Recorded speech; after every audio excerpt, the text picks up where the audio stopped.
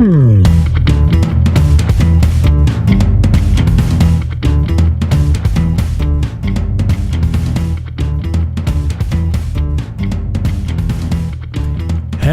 everyone, and welcome to Season 1, Episode 7 of the Hanley Podcast.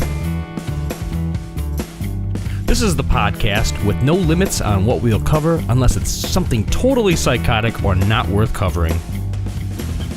I'm your host Randy, and with me I have my co-host Vic Firth. Have a snack, sit back, and relax.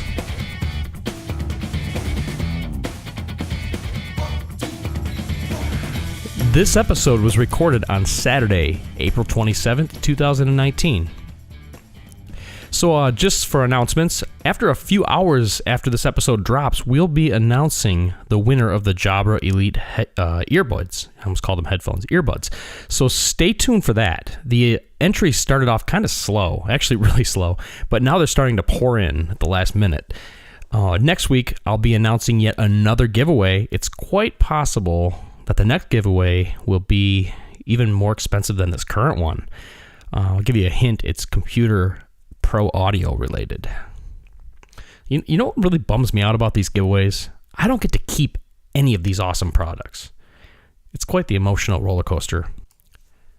Aside from the foundation being the show content for today's episode, I really believe that audio is a part that's equally important. After all, that's where just about all of your message is being delivered. So the go-to method for podcasting seems to be a USB mic and a pair of headphones. And the question is that really the best method, even for starting out on a budget? We're going to dive into that today. So this episode kind of applies to podcasters, but anyone is welcome to listen if you're looking at possibly buying a microphone for your computer or just in general for live sound. So let's start out with, are USB microphones worth the money? That's what podcasters are using. You know, any video I watch a lot of podcasts. And when I say listen to watch podcasts, I'm talking about, like a YouTube vlogger, for example. I freely just use the word podcast for applying to all of those things. But I often, in most videos, see users using a USB microphone. And there's a popular brand out there, the Yeti. It's the Blue Yeti microphone. It's probably the most common one. So let me talk to you first about the benefits of having a USB microphone. And first off, what's my background? It's actually, before I got into computing, it's pro audio and recording and working at a music store. There's a lot of interest I've always had in this subject. So I'm here to help and try to save you time and money. And even if it's spending money to save money, I'll tell you what I think, how you can take off and just get going on this. Okay. I'm not good with sayings. So anyways, there are many benefits to having a USB mic. I'll start off with that. And there is little going on to get a signal from the source, that is your mouth, over to the digital world. So that's what I think is good about a USB mic. It just plugs into your computer and you're going. You can record something. So I think that's great for a one-person setup or podcast, YouTube vloggers, or doing creepy ASMR videos.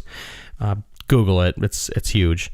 So ASMR videos, it's like where somebody talks really soft into a mic and it's supposed to kind of, just sedate you and relax you. It's not hypnosis, but it's different, I guess. But that's great for when you want to exist in a dimly lit room alone, whispering to your audience, which may just be another person in a dimly lit, never mind. So that's great for a podcast mic, like a USB single person scenario. But there are disadvantages to having a USB mic. They can only plug into a computer, for one. For instance, if I was working with an audio engineer to do sound for a live event, and I handed him or her a USB mic, they may never talk to me ever again.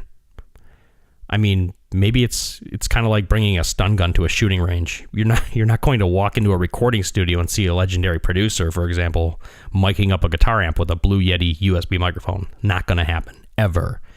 And, this recording will be out there forever, and maybe I'll make a fool of myself, but USB has been the standard for XLR has been the standard for as long as I can remember.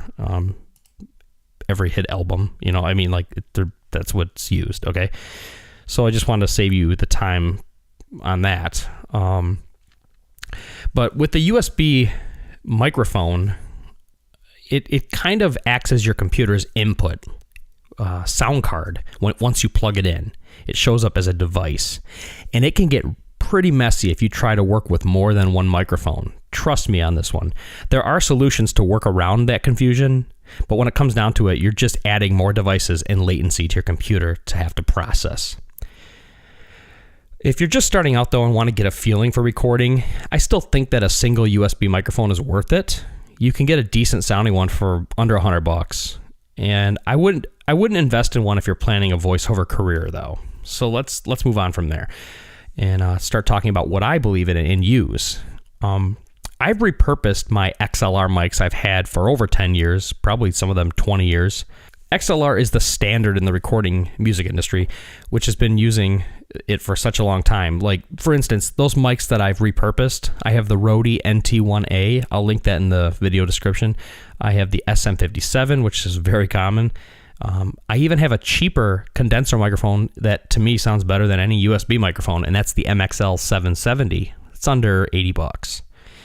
And the takeaway is you plug a XLR device into a USB or even FireWire, a unit that basically, it's a recording interface that connects to your computer. But the thing is, they plug into that one device, and you can have multiple microphones going into that device, which in turn go to your computer. So that's one cable from the device to your computer. USB mics can't do that. They have to all go to your computer, right? Maybe you can daisy chain some of them, but still, it's using processing power. If you have one centralized device that can deliver those microphones to the computer, it's a lot simpler in the long run. Additionally, though, an XLR mic outside of the whole computing world can plug into a PA system with zero latency. That means it can plug right into a mixing board and you can talk to a live audience. USB might be able to do that with some workarounds. It's a pain in the ass. Don't do it.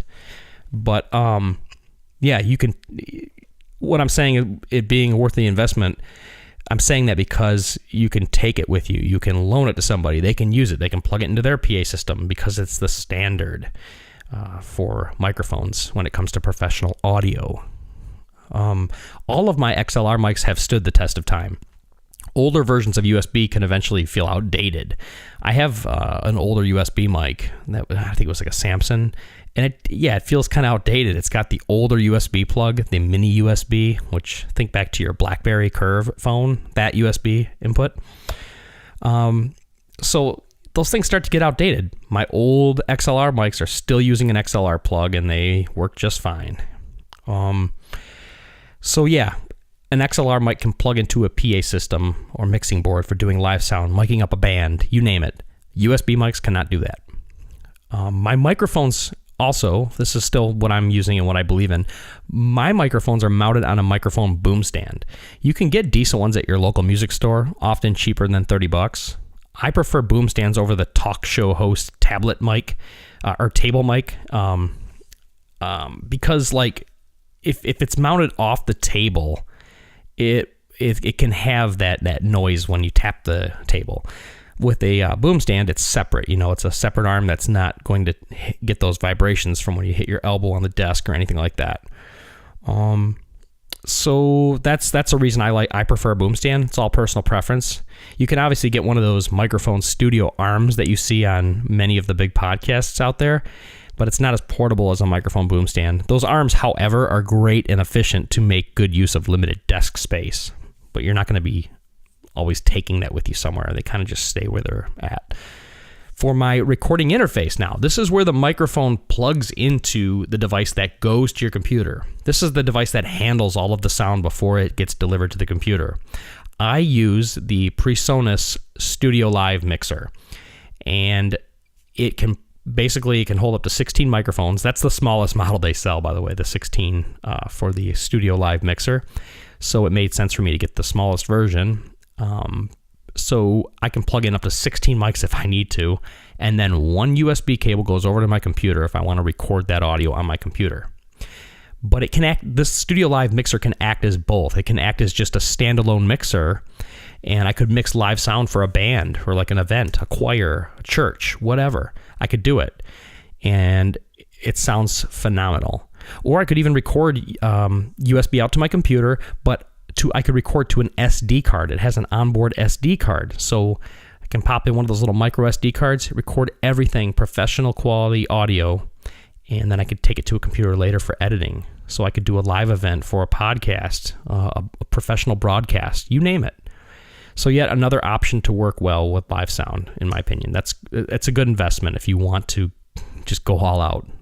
I honestly still think it's a great idea to have one USB microphone, though, as a backup solution.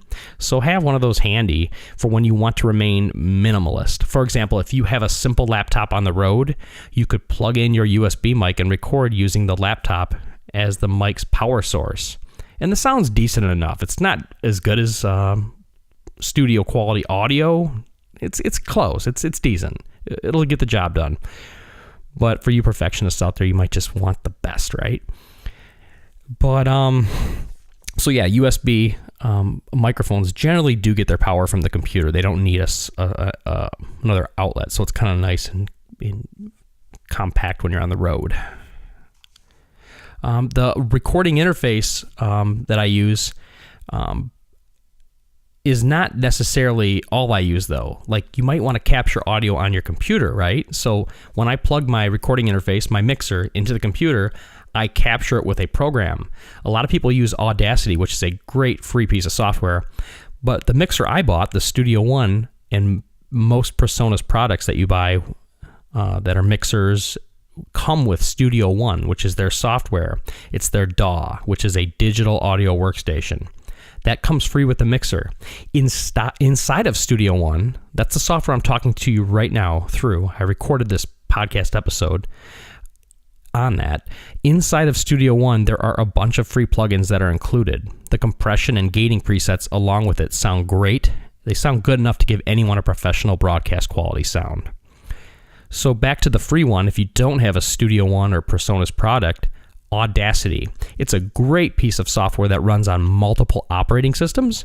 So I have that as a backup solution as well. Say maybe Studio One for some reason crashes. I've never had it crash, but if it did, I would probably open up Audacity and I could record this episode there. And side note on this, where I get Audacity from, I'll send the link to you in the description of the episode, but you can also get it from ninite.com. And I want to recommend that site. It's ninite.com.